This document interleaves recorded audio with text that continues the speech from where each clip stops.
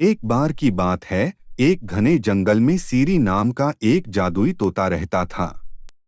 वह जंगल में किसी भी अन्य पक्षी से अलग था क्योंकि उसके पास मनुष्यों के साथ बात करने और उनकी इच्छा पूरी करने की क्षमता थी। कई लोग अपनी इच्छा पूरी करने के लिए तोते की तलाश में जंगल में भटकते, मगर आज तक किसी भी व्यक्ति ने तोते की परीक्षा में सफलता हासिल नहीं की। एक दिन एक युवा राजकुमार जंगल में भटक रहा था, जब उसने एक सुंदर गीत गाते हुए एक मधुर आवाज सुनी। आवाज से आकर्षित होकर उसने उस आवाज का पीछा किया जब तक कि वह सीरी के घोंसले तक नहीं पहुंच गया।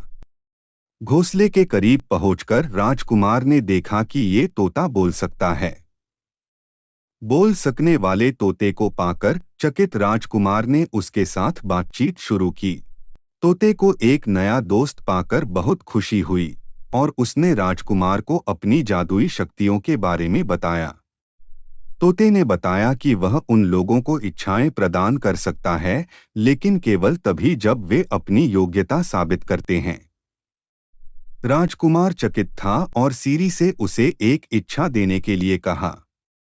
सीरी ने मुस्कुराते हुए कहा, यदि आप अपनी योग्यता साबित कर सकते हैं, तो मैं आपकी इच्छा पूरी करूंगा। अपनी योग्यता साबित करने के लिए उत्सुक राजकुमार ने तोते से पूछा कि उसे क्या करने की जरूरत है। सीरी ने उत्तर दिया, आपको 3 परीक्षाएं उत्तीर्ण करनी होंगी जो मैं आपके लिए निर्धारित करूंगा।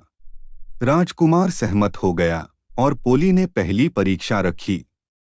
उसने उसे एक दुर्लभ फूल लाने के लिए कहा जो केवल उच्चतम पर्वत शिखर पर उगता है। राजकुमार अपनी खोज पर निकला और एक भीषण यात्रा के बाद वह फूल को खोजने में कामयाब रहा और राजकुमार ने सीरी को वो फूल लौटा दिया। राजकुमार के दृढ़ संकल्प से प्रभावित होकर सीरी ने दूसरी परीक्षा रखी। इस बार उसने उसे समुद्र की गहराई से एक मोती लाने के लिए कहा।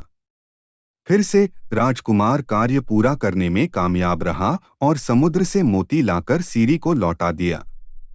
तीसरे और अंतिम परीक्षण के लिए सीरी ने राजकुमार से एक गरीब भिखारी की मदद करने के लिए कहा, जो जंगल में भूख से मर रहा था।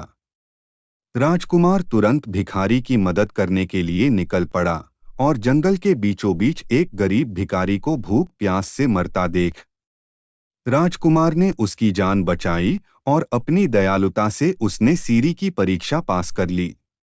सीरी राजकुमार के प्रयासों से प्रसन्न होकर उसे अपनी इच्छा प्रदान की।